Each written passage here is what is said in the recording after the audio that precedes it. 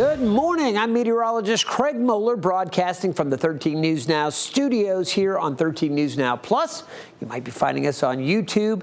You found us here on the weather desk, where each and every weekday morning around 9 o'clock, we give you half an hour on today's top weather headlines. We've got a great show lined up for you this morning. We're going to take a look at some stuff happening around the country, what has happened, what will happen. We've got a couple stories from space. We're going to look back a little bit in history later in the show. Let's get to some of the specific topics we're going to be covering. And we're going to start off by taking a look at some rough weather. A tornado confirmed touching down in Louisiana. We're going to show you where that is. And I actually went back and took a look at the radar. We'll pause it as we're going along, and I'll show you the moment that that tornado hit that town in Louisiana. I also have more winter weather that you're going to see impacting the California mountains up around Tahoe. You know, they've been waiting and waiting after a pretty dry January into February. They needed some snow, and they've been getting it. There is more winter weather coming to the California mountains, other parts of the western U.S. in a snow drought. So this is all beneficial for those areas to get some more snow. They do need it. In addition to that, we'll take a look at Helene recovery 500 days after the storm hit. We'll update you on how North Carolina is doing, and really just still recovering so many days, more than a year after the storm hit. And we'll show you some of the projects still getting ready to get going. We also have some more space news, and that there was a major launch from Florida this morning. We'll update you on the Crew ISS just arriving, Crew 12 to ISS. We'll show you some more on that. And then after that, we're going to take a look at a historically harsh winter back in 1780 and how it had some impacts on a very young nation coming together, as it was one of the harshest on record for the eastern U.S. Don't worry, though, here in Hampton Roads, we are actually looking forward to a warmer work week. So we've got some good stuff to look forward to if you're ready for a break from the cold weather we've had this winter. Let's start off by taking a look at what's going on. And the rain that we saw overnight, it is gone. We are going to see drier conditions here in Hampton Roads. So we want to expand the view, show you how quiet it is across the central part of the country, and then turn our focus and attention down here to Louisiana. You know, Fat Tuesday, Mardi Gras. Wow. Tomorrow, Fat Tuesday. Carnival celebrated down in South America. We've already got images and video as folks are just celebrating this time of the year. You can see in New Orleans, it is quiet right now, but I want to take you to a little town, this town of Crowley, out here to the west of New Orleans, just not too far from Lafayette, and you can see along Interstate 10. So let's take this full, and I'm going to show you the radar images here as we take a look back around Crowley and take you back to Saturday evening. Let me go ahead and adjust the radar here. This is Saturday at 7:40 as the evening progressed. That small town of Crowley right there in the central part of the map. You see some rain showers starting around 10:30, but it was right around 11 o'clock right there that tornado, that area you see here on the map, right in here. This is the signature accompanying an EF0 tornado that came through that area, and just as quickly as it came in around 11, by about 11:10, 11:20, it was past Crowley, and they were dealing with some damage. Take a look at the damage down in the Crowley area as the National Weather Service confirms an EF0 tornado touched down just outside that small town of Crowley on Saturday night. That's about 30 minutes just out there to the west of Lafayette. There's a video, and you can see, again, the twister knocked down a carport. It destroyed sheds. Fortunately, no one was hurt on Sunday. Neighbors banded together to clean up the damage left by the tornado. The power went out, and I could hear it. I could hear the leaves and the branches hitting my house, and it was rumbling. I got up and I went and stood in the hall. And I waited, I could see the light, and I went and looked out the windows. I saw the lightning and everything else. And then when I left this morning, I didn't realize it was right behind my house where it hit. And I just wanted to see if I could help some of my neighbors here with something if they needed anything. And so that's why I came and passed by here to see if I could help someone. That system also triggered severe thunderstorms and unleashed powerful winds throughout that region. But so far, the National Weather Service says the only tornado touchdown that they could confirm was the one in Crowley. And you do see some of that damage. Even an EF0 can do a number there. All right, we're going to turn our attention to California, and they are bracing, obviously, for more rain and snow across parts of the state here as another round of wet weather comes in. And you can see this has been after a very drier than normal January for parts of the state. They finally got a little bit of relief last week, and the skiers, you can see enjoying the fresh powder in Placer County over the weekend. That's near Lake Tahoe. Again, the Sierras are expected to get more winter weather this week. Here's how people are preparing. Actually, up here, you don't know what you're going to get. If there ever was a crystal ball on weather, it would say snow is on the way.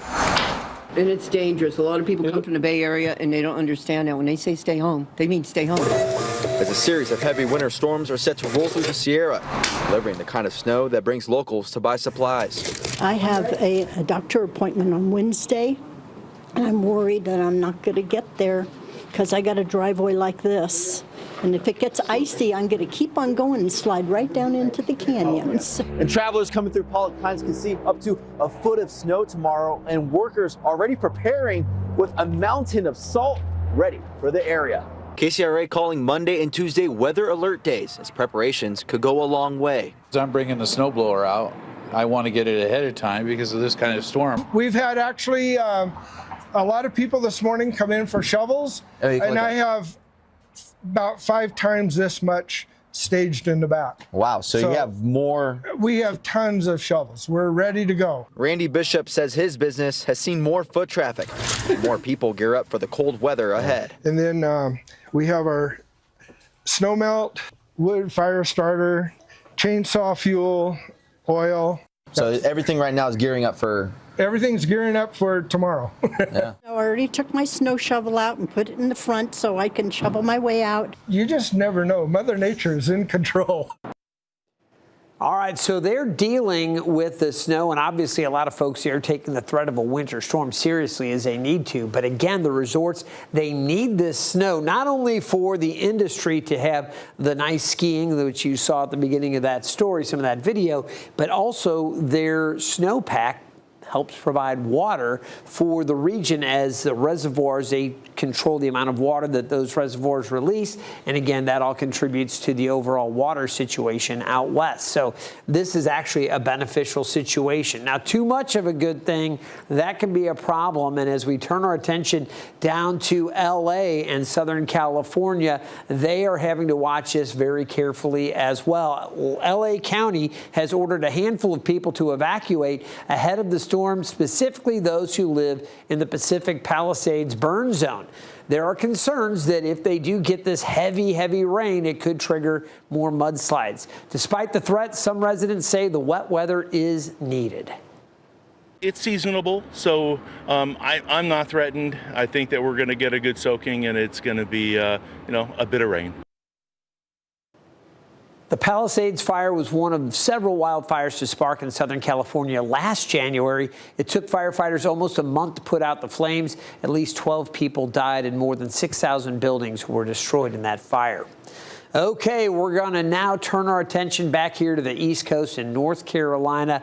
Talk about Helene recovery. 500 days after Hurricane Helene devastated the western part of North Carolina, the private bridge and road rebuild program is getting ready to start hundreds of projects. As Kimberly King reports, the focus is to make sure emergency vehicles can get to the residents. Here in Yancey County, a lot of residents are still waiting for the private road and bridge program that's federally funded to come through. Here at Ermel Wheeler's property, he built this more than 2 decades ago and is still waiting for it to get rebuilt. I met Ermel Wheeler a year ago, his bridge across the Cane destroyed. He's one of 5 families on the other side. They don't have a good crossover for emergency vehicles. His cousin, Bobby Webb, yes, drives his Jeep across the Cane, up the road sometimes daily to his home. His bridge also destroyed. The 77-year-old's had emergencies. He's encouraged, though, feeling contractors will break ground on a bridge this April. We actually had meetings with the county guy and a state lady. They've been doing a lot of surveying both sides of the river. Ermel showed us the challenging muddy road families have to use right now without a bridge. In Buncombe, there's progress. With nearly 1,000 bridge and road requests, 49 are done, 8 under construction, and 12 designed with more scheduled. There are countless stories of nonprofits stepping in where the federal government has had delays, and in Yancey County, it's no exception. A Bridge Home, along with other nonprofits, helped get this walking bridge to residents' homes built. Meanwhile, the community waits for the federal program to come through along 19W. Boy, it is incredible to see and hear those stories. You think about people totally isolated 500 days after Helene, where they have to drive through moving water in a 4x4 to get out and in. That's incredible. All right, we're going to take a quick break, but coming up in 2 minutes, you see the star field behind me. We are going to turn our attention to space. You know, we've got a couple of things exciting to talk about. Crew 12 arrived at the ISS, the International Space Station, and another big launch from Florida. What SpaceX sent into orbit this morning, and we'll talk about the coming work week in Hampton Roads and a big historical winter, one of the worst on record for the East Coast. That's coming up after this 2-minute break.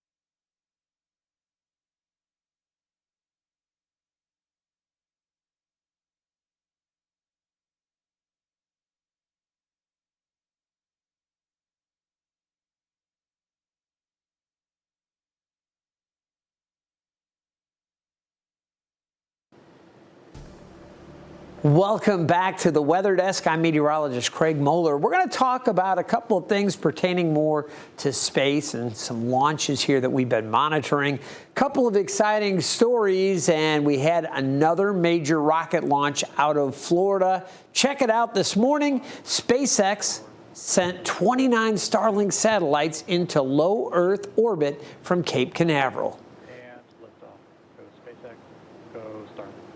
Love that. Take a look here as the rocket lifts. Again, these night launches are spectacular and visible from so far away. Those satellites were on board a Falcon 9 rocket. They're going to be part of a larger constellation of satellites which help provide high-speed internet around the world, especially in those more remote areas. So more Starlink satellites going up. All right, staying in space, we told you on Friday that NASA sent 4 astronauts to the ISS, the International Space Station. This video shows Crew 12 arriving at the ISS over the weekend. Their arrival has been highly anticipated since the station has been running on a skeleton crew since mid-January. You may remember Crew 11 had to return to Earth weeks early due to a medical situation with one of the astronauts. Crew 12 is expected to stay up at the International Space Station for 8 to 9 months, and we certainly wish them well on their mission. All right, we're taking a look at the winter weather that we have across the country in terms of the snow depth. You know, this winter has been something else. We've had some rounds of snow here across Virginia and North Carolina. We've seen snow and ice down across parts of the deep south, freezing temperatures in Florida. At times, it's been pretty harsh.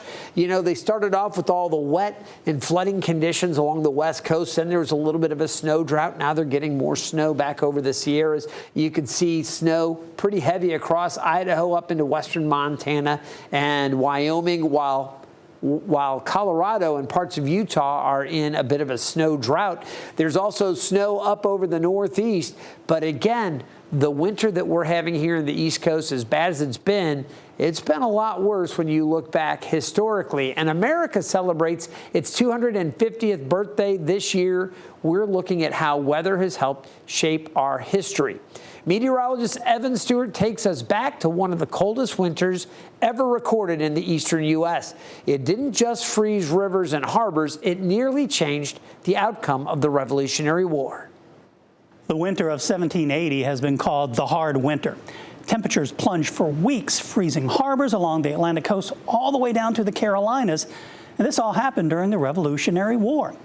And with the extreme cold came a serious new threat, potentially turning a natural defensive barrier into a route for invasion. Now, the Hudson River was normally a defensive barrier, was a moat protecting George Washington's army. But in 1780, it froze solid. In some places, the ice was thick enough for soldiers, horses, and even artillery to cross, forming a temporary bridge between British-occupied New York City and the Patriot-held New Jersey. And both sides used the frozen river for raids during the winter. Washington attempted a surprise attack in January across the ice, while British troops launched destructive cavalry raids in February. Now, with the Continental Army weakened, a full British assault across the frozen Hudson might have ended the war. Fortunately for Washington, the British were also paralyzed by the cold, and they focused on survival. So the same brutal cold that created danger also held the British back. Another example of how weather shaped the course of American history. Very interesting, Evan. I'm glad he was able to stand on that raft there. We won't want Evan taking any chances on the ice. Really interesting stuff. And Evan's going to have more stories on how weather's impacted our U.S. history as we continue to celebrate 250 years of the United States.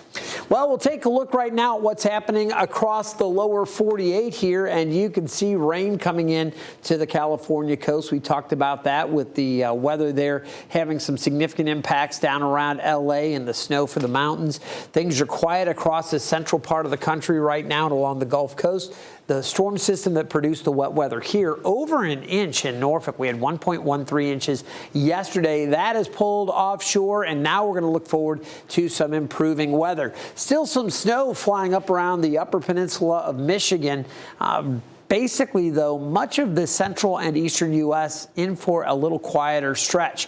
You take a look, we finally have had a few warmer days with highs back above average. We had a couple cool days last Thursday and Friday, and certainly so far today, it has been cool. The highest so far today, 44. We're actually going to see afternoon temperatures staying in the lower to mid 40s. So that's about it, 43 for an afternoon temperature here in Hampton Roads.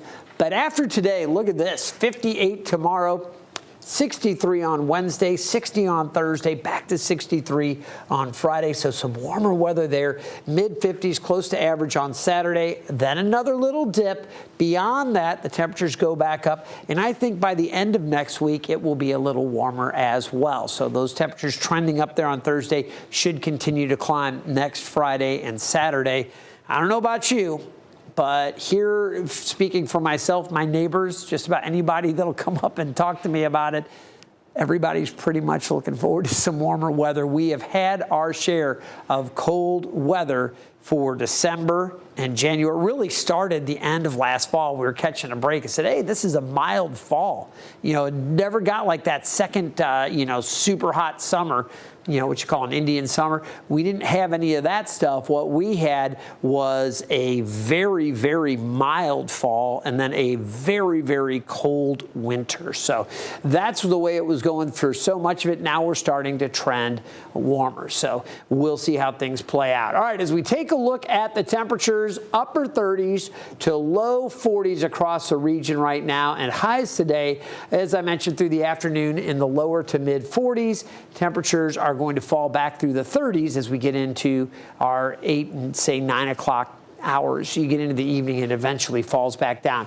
We do have some clouds out there right now over the eastern half of the country, or over the eastern half of our viewing area. The westernmost parts of Virginia and North Carolina seeing some clearing, but the clouds are still socked in for the metro area closer to the coast. Now, as we go through the afternoon, the skies are still going to be mostly cloudy. There may be some breaks as we go towards sunset tonight. I'm looking forward to that. And then overnight, skies become mainly clear. For tomorrow, a mostly sunny day.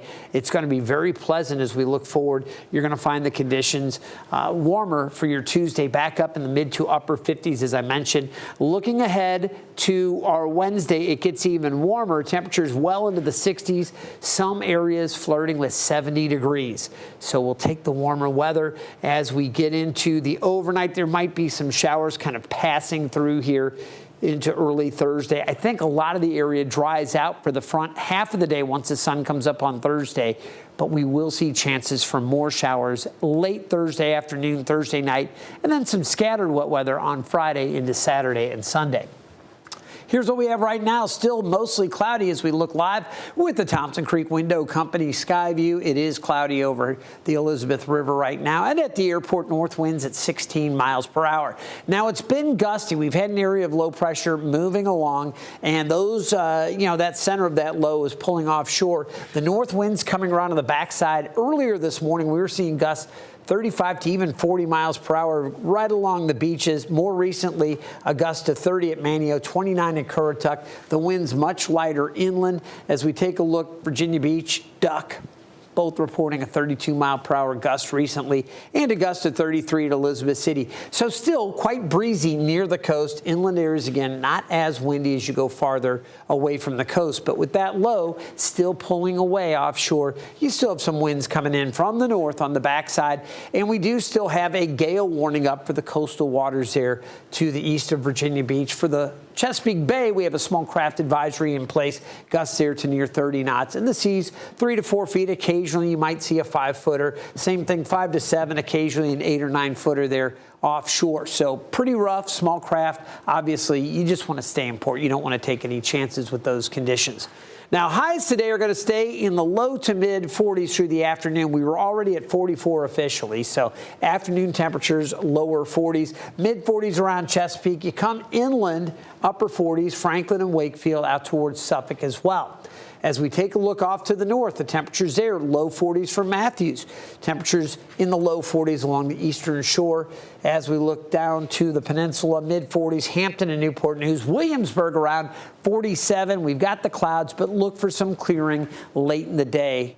I think it'll go probably mid-afternoon. We start seeing some breaks in the clouds for Williamsburg, Norge, Toano, Lightfoot, some of those communities out that way. We're also going to see some of that sunshine breaking through out around Hertford County into Northampton. Bertie County will see it. Clouds hanging in closer to the Outer Banks, though, and temperatures there cooler. Low 40s, still very breezy around Kill Devil Hills and Manio. Not as much so, but still pretty breezy as you come farther inland across northeast North Carolina. Now, overnight tonight, the low's going to fall to about 33. It'll be variably cloudy, winds north at about 5 to 10 miles per hour. As we go through the day tomorrow, more sunshine. How about that? Mostly sunny, getting warmer with the highs in the upper 50s. Few spots close to 60, and that warming trend will continue as we look ahead to our Wednesday, up to 63 degrees. There'll be a chance for showers on Thursday. mainly during the afternoon, although I showed you on our Futurecast we could see a little bit of activity overnight Wednesday night into early Thursday. We'll catch a break, and then additional showers during the afternoon. Scattered showers on Friday, isolated showers on Saturday and Sunday. After having this warm up through the middle part of the week and the end of the week, we do cool it back down through the weekend. Early next week, remember, Monday and Tuesday will be cooler. And then after that, another warm up through the end of next week. So we do have some good stuff to look forward to. I want to remind you, you can always get the latest news, traffic, and weather, on the go with the 13 News Now mobile app. You see that QR code there. If you haven't already done it, if you're just watching the Weather Desk for the first time and say, hey, I want to know more about the weather here in Hampton Roads, I want access to radars, we've got all of that right here at your fingertips. You'll also get important traffic and news updates. If there's breaking news, you'll find out about it. You scan that QR code. It is absolutely free and full of great content. And again, all of our news coverage available on the go. Wherever you are, you can take it with you. And I want to remind you to keep checking back with 13 News Now. Not only do we have special programming like the Weather Desk here, but we do special hurricane shows through the hurricane season. There's special sports extras. There's all kinds of additional content that you won't find just over the air on 13 News Now. No, you find it here at 13 News Now Plus. So let your friends know about it. Again, hopefully you'll be sure and come back and check out future editions of the Weather Desk. We do it each and every weekday morning starting at 9 o'clock. Again, I'm meteorologist Craig Moeller. Thanks for spending the last half hour with me. We'll see you next time on the Weather Desk.